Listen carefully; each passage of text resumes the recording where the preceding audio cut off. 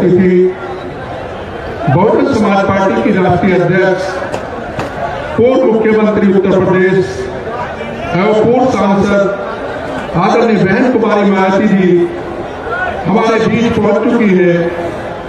आदरणीय बहन जी के पहुंचने पर आगरा मंडल बहुजन समाज पार्टी यूनिट व सर्व समाज के भाई बहने आदरणीय बहन जी का हार्दिक स्वागत करते हैं, खैर मकदम करते हैं।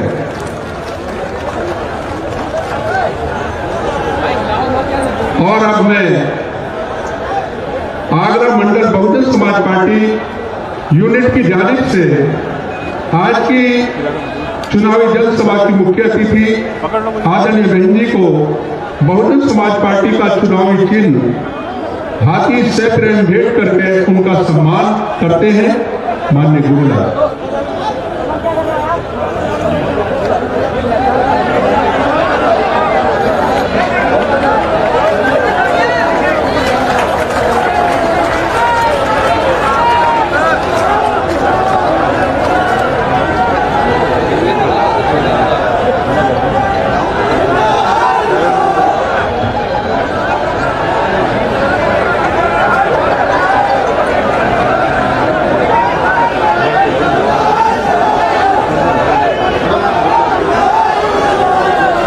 अब मैं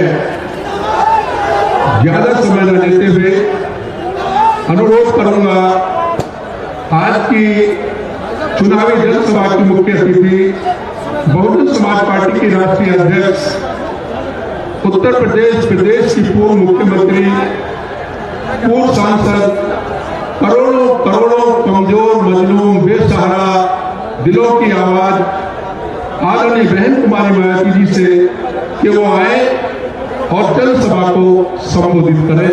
आदरणीय बहन जी।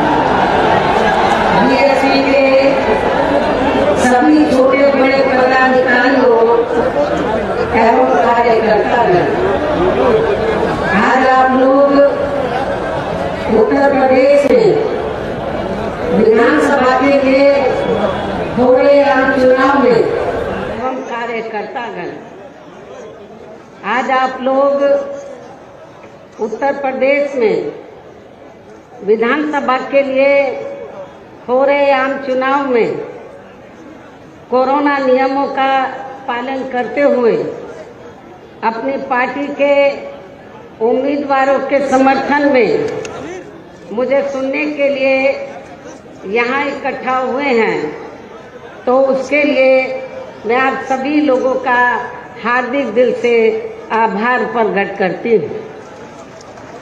और अब मैं सबसे पहले अपनी पार्टी के संबंध में ये कहना जरूरी समझती हूँ कि हमारी पार्टी ये चुनाव उत्तर प्रदेश की लगभग सभी विधानसभा की सीटों पर अकेले अपने बलबूते पर ही पूरी तैयारी व दमदारी के साथ यहाँ सन 2007 की तरह फिर से अपनी पार्टी की पूर्ण बहुमत की सरकार बनाने के लिए लड़ रही है,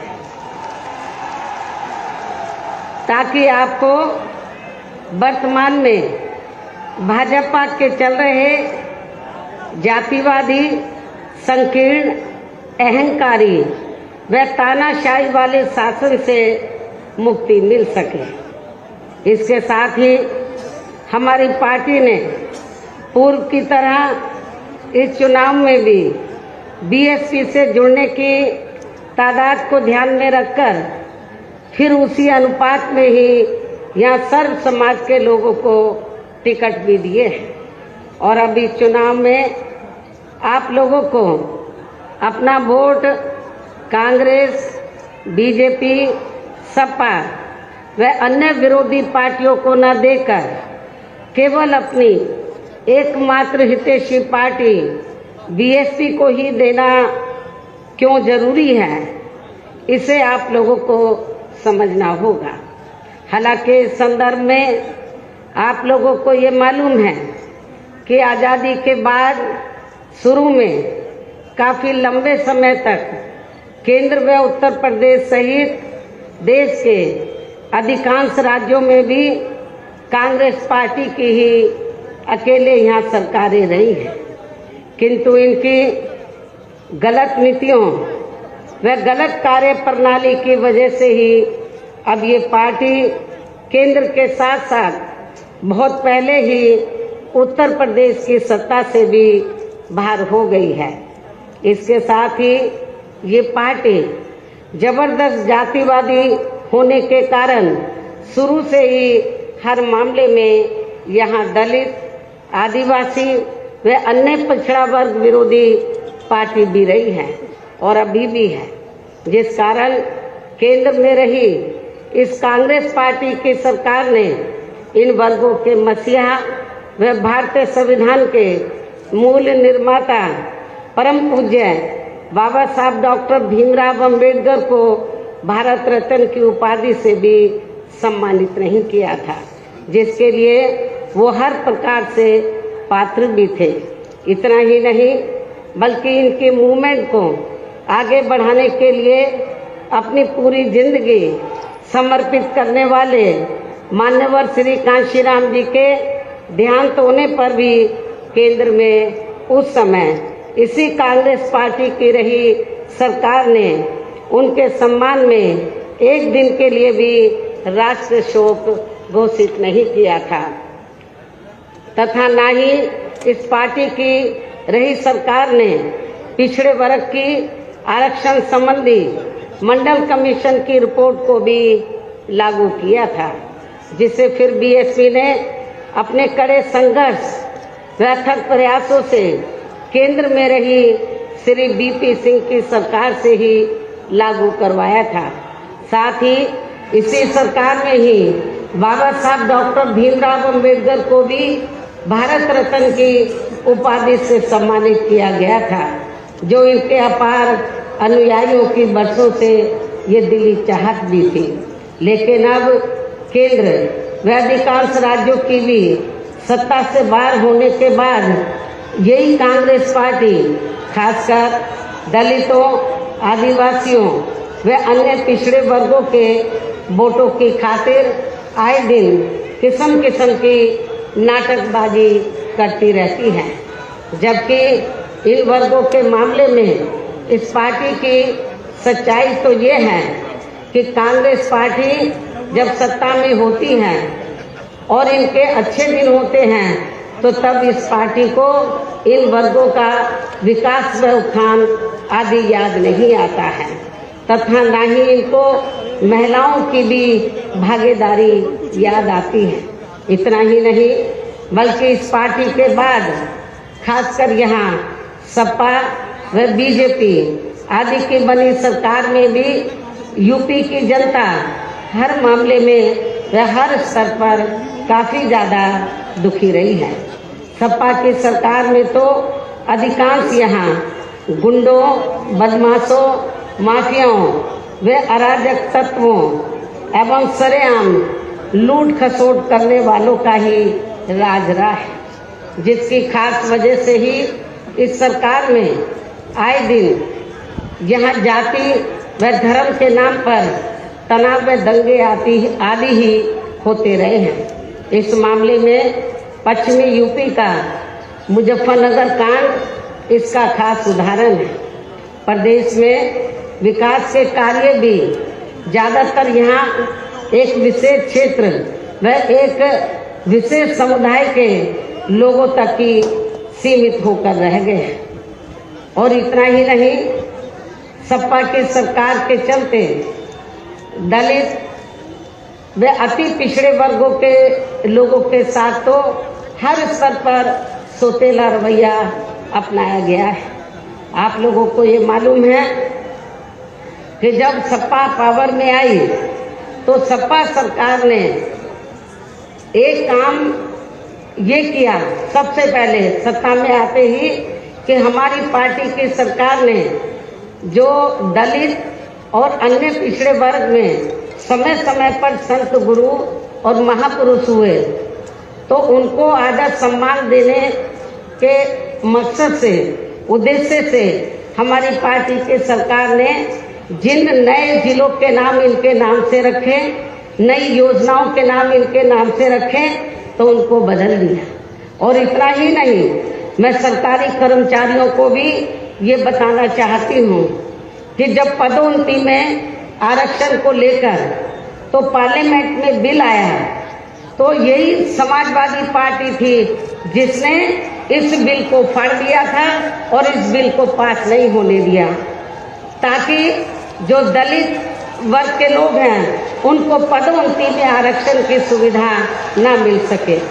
ये समाजवादी पार्टी का कैरेक्टर है, चाल चरित्र है।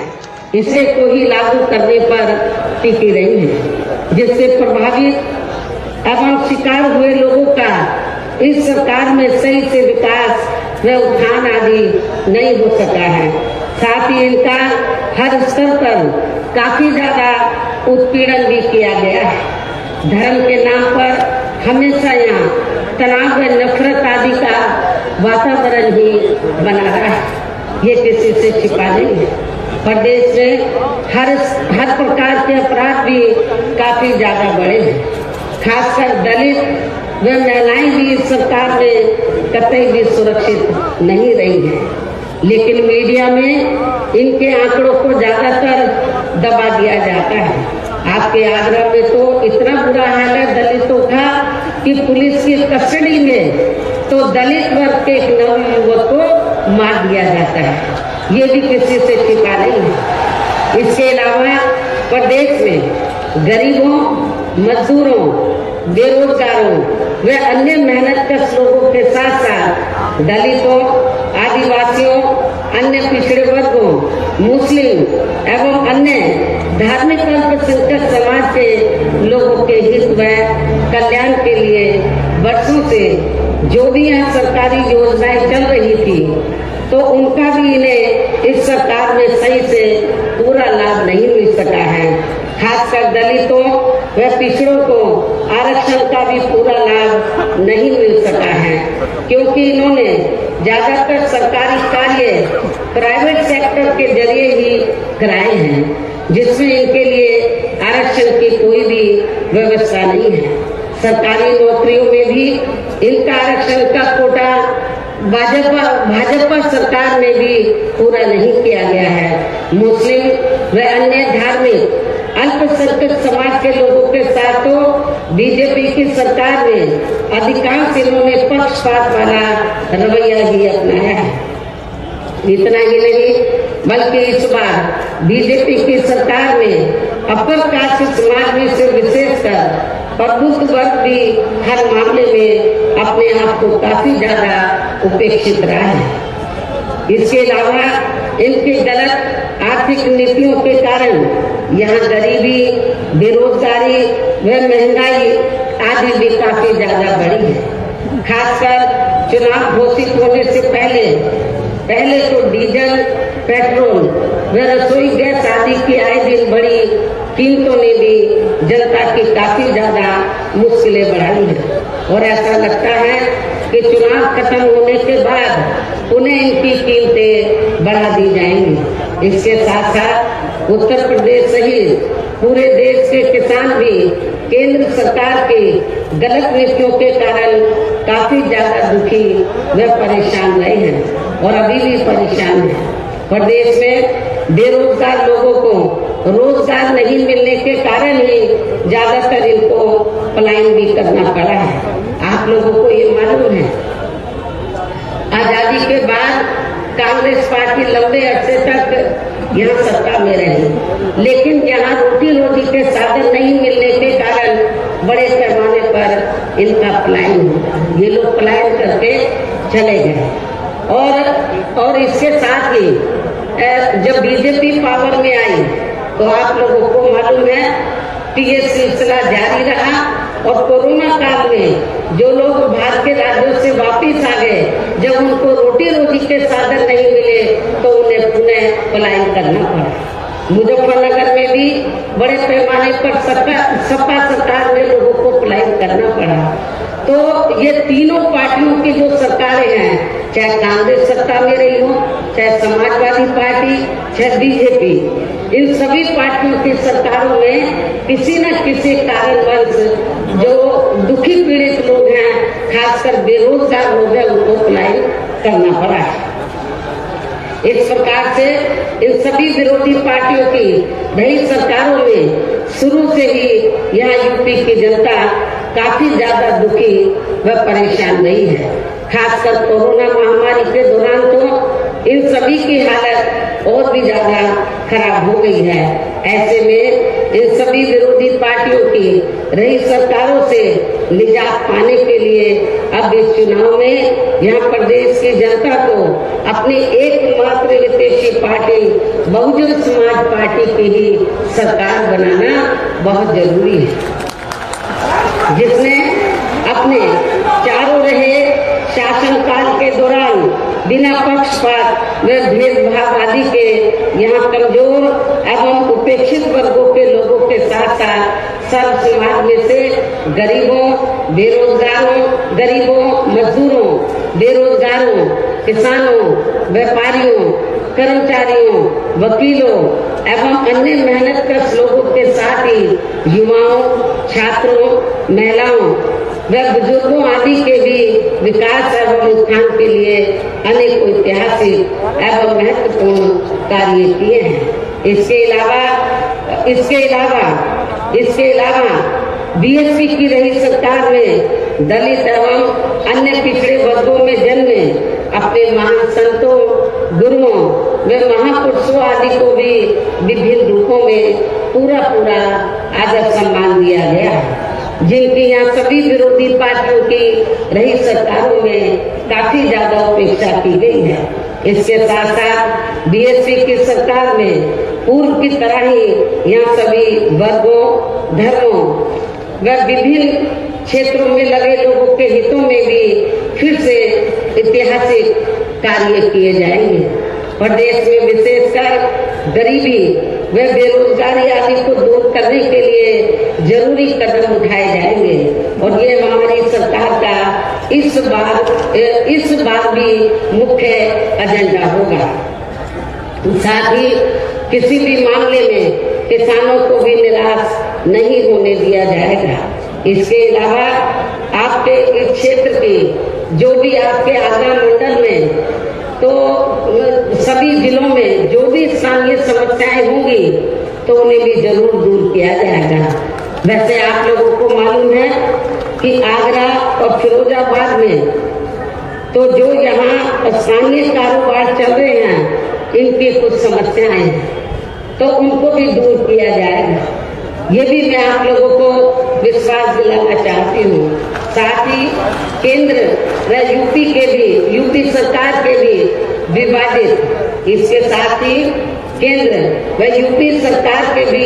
विवादित नियमों व कानूनों को यहाँ जल्दी से लागू नहीं होने दिया जाएगा।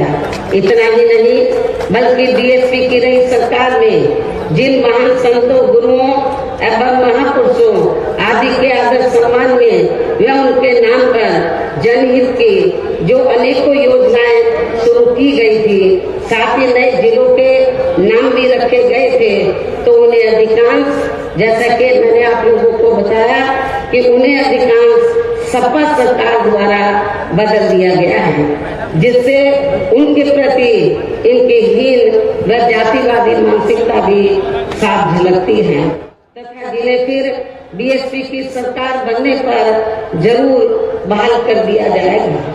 इसके साथ साथ बीएसपी की नई सरकार में सर्व समाज के व विभिन्न क्षेत्रों में लगे लोगों के हितों में जो अनेकों महत्वपूर्ण व ऐतिहासिक फैसले लिए गए थे, जिन्हें सत्ता परिवर्तन होने पर बाद में सपा व बीजेपी की सरकार ने ज्यादातर दरकिनार कर दिया है, तो उन्हें भी फिर से शुरू किया जाएगा।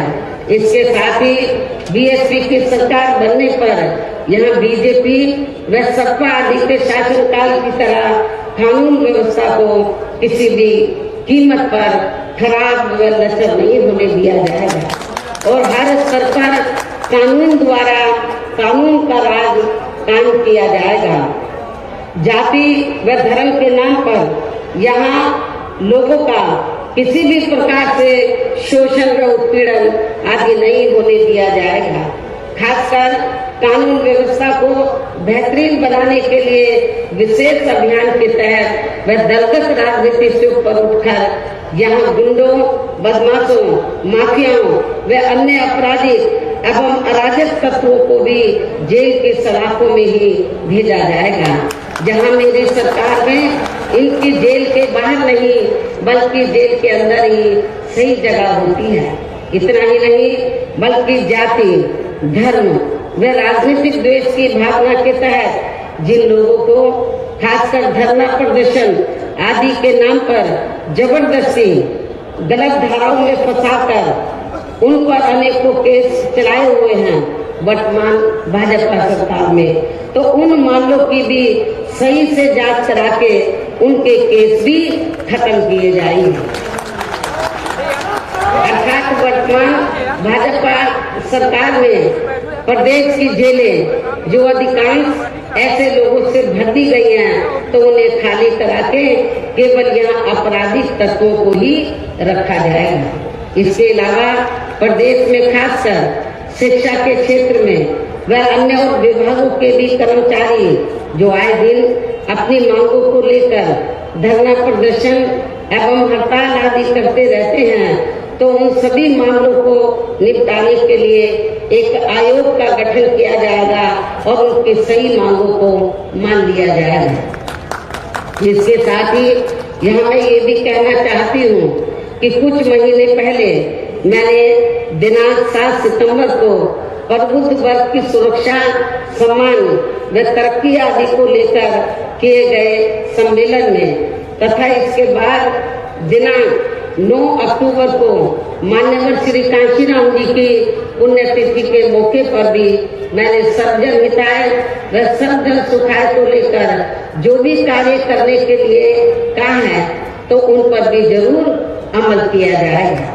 लेकिन ये सभी कार्य करने के लिए इस चुनाव में यहाँ बीएसपी की सरकार बनाना बहुत जरूरी है, जिसके लिए पार्टी के लोगों को वोट पड़ने तक या सभी विरोधी पार्टियों के साम, दाम, दंड भेद आदि हथकंडों से भी जरूर सावधान रहना है।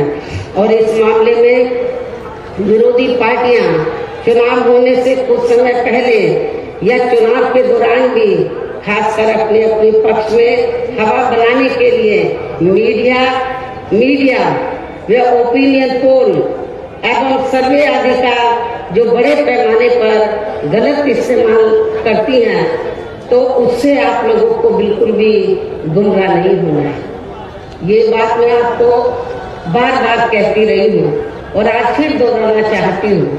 इतना ही नहीं बल्कि इस बार कुछ जातिवादी मीडिया ने इस चुनाव में हमारी पार्टी के लोगों का मनोबल गिराने में भी ये कहकर कोई कसर नहीं छोड़ी है कि इनके नेता कहीं नजर नहीं आ रही है। ये आए दिन मीडिया में इसको न्यूज को फ्लैश करते रहे, जबकि इस मामले में हकीकत तो ये है कि देश में शुरू में फैले कोरोना का प्रकोप थोड़ा कम होते ही मैं दिल्ली से लखनऊ आ गई थी और पिछले लगभग 1 साल से मैं लखनऊ में ही रहकर अपनी पार्टी को मजबूत बनाने के कार्य में लग गई थी। इसके साथ ही इस कार्य में यहाँ ज्यादा ध्यान देने की वजह से मैंने पिछले 1 वर्ष से बाकी राज्यों का भी कार्य लखनऊ से ही देखा है और 1 वर्ष में केवल मैं 2 दिन के लिए दिल्ली गई थी। 1 वर्ष में केवल मैं 2 दिन के लिए दिल्ली गई थी जब मेरी मदर की मृत्यु हो गई थी और इस 1 वर्ष के दौरान मैंने यहाँ पार्टी को फिर से पोलिंग बूथ स्तर तक कैडर के आधार पर यहाँ सही से खड़ा किया है। आप लोगों को मालूम है कि पहले जो कमेटियां बनी थी तो ज्यादातर फर्जी थी। केवल हमारे लोग बता देते थे, नीचे के स्तर के पदाधिकारियों को खुद जाकर कमेटी नहीं बनाते थे। इस बार मैंने सख्त निर्देश दिए कि कमेटी सही होनी चाहिए और जो बड़े बड़े पदाधिकारी हैं वो भी जाकर कमेटी बनाएंगे, ये भी मैंने कहा। तो इस एक कहने का तात्पर्य यह है कि इस एक वर्ष के दौरान मैंने यहाँ पार्टी को फिर से पोलिंग बूथ स्तर तक कैडर के आधार पर यहाँ सही से खड़ा किया तथा सब समाज के काफी नए लोगों को भी तैयार किया है। इसके साथ ही पोलिंग बूथों की कमेटियों के बनने के बाद फिर मैंने अपने ज्यादातर निवास स्थान पर ही उनकी समीक्षा बैठकें भी की है और ये कार्य खत्म होने के बाद फिर मैंने इस बार उम्मीदवारों का चयन करने के मामले में भी विशेष ध्यान दिया है, क्योंकि इस मामले में पिछले चुनाव में हमारी पार्टी के कुछ वरिष्ठ नेताओं ने जो अधिकांश दूसरी पार्टियों में चले गए हैं, उन्होंने काफी विश्वासघात किया है। पिछले बार चुनाव में उन्होंने काफी विश्वासघात किया, न जातीय समीकरण का ध्यान रखा, बल्कि सुनने में तो ये आया कि दूसरी पार्टियों के उम्मीदवारों से साठगांठ करके हमारे नेताओं ने ज्यादातर डमी कैंडिडेट खड़े कर दिए, जिसकी वजह से पिछले विधानसभा चुनाव में हमारी पार्टी का अच्छा रिजल्ट नहीं आ सका। इस चीज का मैंने विशेष ध्यान दिया इस बात की तरफ और मैंने ये फैसला लिया कि इस बार मैं ये कार्य अपनी देखरेख में खुद करूंगी। 403 विधानसभा की सीटें हैं, एक एक सीट पर मैं उम्मीदवार से खुद मिली अपने रेजिडेंस पर, उनका पूरा परिचय लिया तो तब मैंने उनका टिकट फाइनल किया है, ताकि पिछले चुनाव की तरह हमारे साथ कोई धोखा न हो जाए। और इसके बाद जैसे ही मैं इस कार्य से कल मैं फ्री हुई इस कार्य से, तो आज मैं अपनी पार्टी के उम्मीदवारों को जिताने की अपील करने के लिए यूपी की दलितों की खास राजधानी आगरा में आप लोगों के बीच में आ गई हूँ।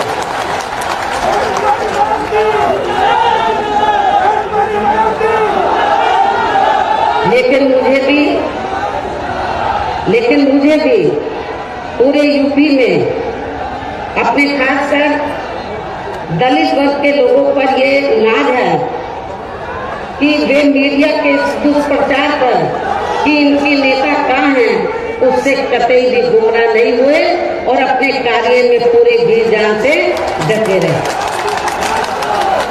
जिसके कारण इस दौरान बाकी जातियों के लोग भी बीएसपी में बड़े पैमाने पर जुड़े हैं। जब वीकर सेक्शन के लोग, दलित वर्ग के लोग बड़े पैमाने पर कैडर के आधार पर जुड़े, जिसकी तरफ मैंने विशेष ध्यान दिया, तो फिर जो बाकी जातियां हैं वो भी बड़े पैमाने पर बीएसपी में जुड़ी है। और अब इस बार चुनाव में फिर से मैं मीडिया बंधुओं को ये बताना चाहती हूँ, जो ये गलत खबर दिखाते रहे कि बहन जी की तरह है, बहन जी इसी काम में लगी थी, इनको मैं बताना चाहती हूँ चुनाव की तैयारी में लगी हुई थी। और अब मैं मीडिया बंधुओं को ये बताना चाहती हूँ कि अब इस बार चुनाव में फिर से सन 2007 की तरह बीएसपी का चौंकाने वाला रिजल्ट आएगा। ये भी मैं मीडिया बंधुओं को बताना चाहती हूँ। आप लोगों को याद होगा कि जब सन 2007 में विधानसभा का आम चुनाव हुआ था, तो उस दौरान मीडिया इस बात के चुनाव की तरह बीएसपी को कहीं आंकता नहीं था, और बीएसपी के बारे में क्या बोलता था, इनका ओपिनियन पोल, सर्वे आदि क्या बोलता था कि बीएसपी तीसरे नंबर पर रहेगी। जब रिजल्ट आया तो बीएसपी नंबर 1 पर आई और एब्सोल्यूट मेजॉरिटी की सरकार बनी। और मुझे तो लग रहा है ऐसा इस बार भी होने वाला है। मीडिया का ओपिनियन पोल, सर्वे आदि धरा का धरा रह जाए।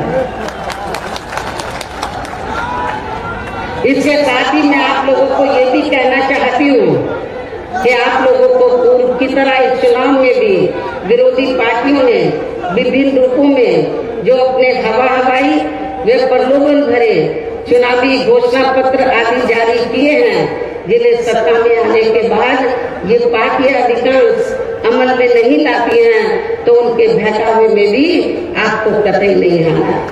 जबकि इस मामले में बीएसपी किसी भी चुनाव में विरोधी पार्टियों की तरह अपना कोई भी चुनावी घोषणा पत्र आदि जारी नहीं करती है, क्योंकि बीएसपी कहने में बहुत कम बल्कि कार्य करके दिखाने में ही ज्यादा विश्वास रखती है। और ऐसा हमने यहाँ यूपी में अपने चारों रही सरकारों के दौरान करके भी दिखाया है। इतना ही नहीं बल्कि हमारी पार्टी के चारों रही सरकारों ने प्रदेश में बिगड़ी हुई कानून व्यवस्था को सुधारने के साथ साथ जो असंख्य के साथ साथ प्रदेश के विकास एवं आम जनहित के लिए जो असंख्य अति महत्वपूर्ण कार्य किए हैं, वो अभी तक यहाँ किसी भी विरोधी पार्टी की सरकार ने नहीं किए हैं। आपको मालूम है कि बीजेपी के लोग कहते रहते हैं हमने गरीबों को इतने मकान दिए हैं, कहीं नजर आ रहे हैं? जब मेरी सरकार थी आपके आगरे में ही बड़े पैमाने पर हमने गरीबों को फ्री मकान बनाकर दिए, वो आपको नजर आते हैं? कहाँ है इनके मकान?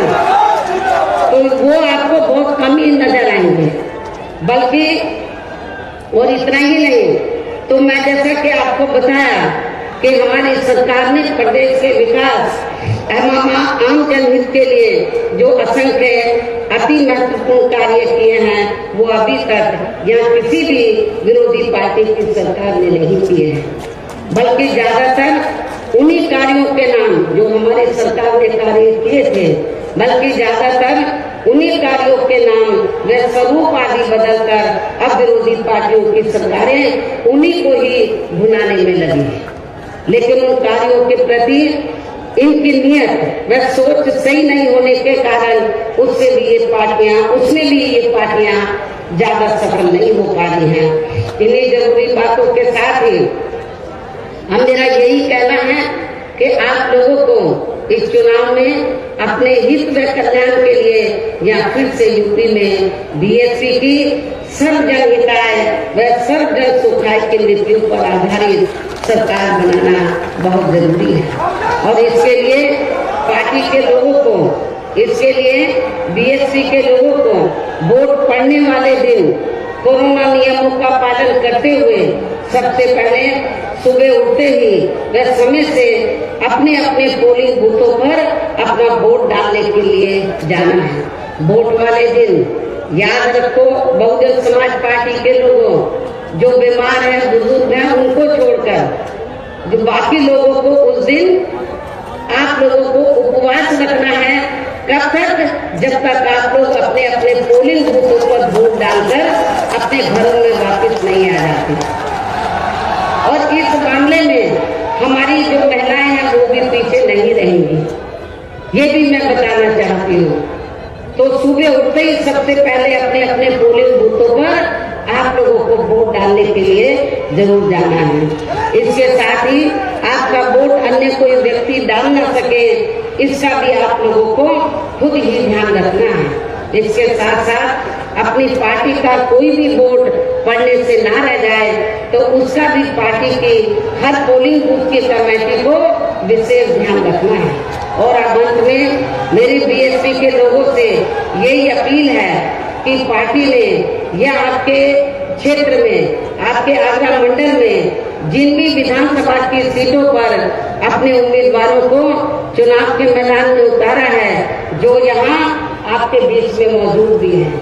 हमारे आगरा मंडल के जो प्रत्याशी हैं, तो जहाँ जहाँ से भी वो चुनाव लड़े हैं, तो जिनको हमने चुनाव के मैदान में उतारा है, ये आपके सामने जो स्टेज बना है आपके बीच में यहाँ खड़े हुए हैं और आप लोगों से वोट की अपील कर रहे हैं। और बीएसपी के जो ये उम्मीदवार हैं, तो इनको जिताने के लिए आप लोगों से अपील कर रहे हैं जो यहाँ आपके बीच में मौजूद हैं। तो उन्हें आप लोगों को वोट वाले दिन अपनी पार्टी के हाथी चुनाव चिन्ह के सामने वाले बटन को दबा के जरूर जिताना है। बीएसपी का चुनाव चिन्ह क्या? हाथी। और आपकी आबादी हाथी आबादी की तरह विशाल है।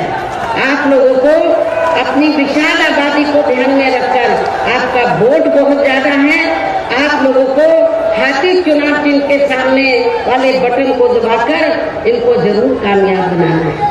अपनी पार्टी के लोगों को, जो जिम्मेवार लोग हैं, उनको ये बताना है, क्षेत्र इस मंडल के लोगों को, कि बीएसपी ने अपनी सरकार के दौरान जो कार्य किए हैं, मेरे ख्याल आजादी के बाद किसी भी पार्टी की सरकार ने उतने कार्य नहीं किए हैं।